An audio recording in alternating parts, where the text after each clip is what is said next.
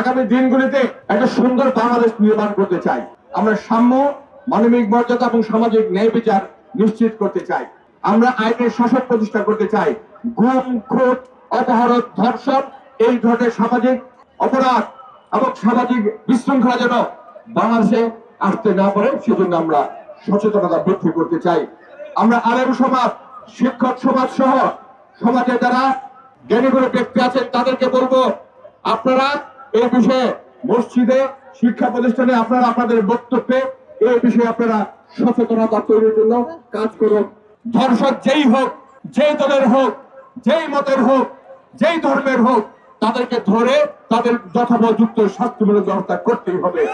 যেই হোক, নিপীড়নকারী যেই হোক, চাঁদাবাজ যেই হোক, তার কোনো পরিচয় নাই। তার পরিচয় সে চাঁদাবাজ, তার পরিচয় সে ধর্ষক, তার পরিচয় সে খুনি। তাদেরকে ধরে আইনের আওতায় নিয়ে আসতে হবে। এখানে কোনো ছাড় দেওয়া চলবে না। আমাদের মা বোনরা কিন্তু এখন আর রাস্তাঘাটে নিরাপদ নয়।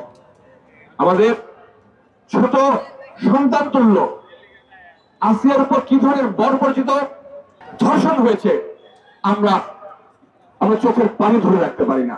আমাদের হৃদয়ে রক্তক্ষরণ হয়েছে।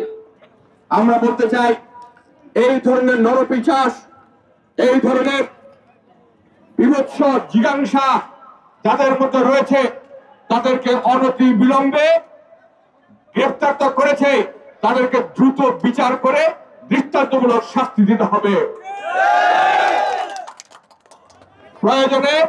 প্রয়োজনে যদি আইনের কোনো সংশোধন করতে হয়, যদি নতুন করে আইন তৈরি করতে হয় ধর্ষণের বিষয়ে, সেটি করে হলো দ্রুত তাদের বিরুদ্ধে শাস্তিমূলক ব্যবস্থা বাংলাদেশে নিশ্চিত করতে হবে।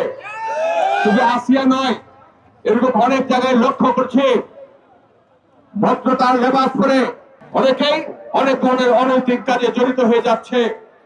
আমরা বলতে চাই, এই ধরনের কোন কাজ যারাই করুক, আপনারা সজাগ থাকবেন, জনগণের পাশে থাকবেন।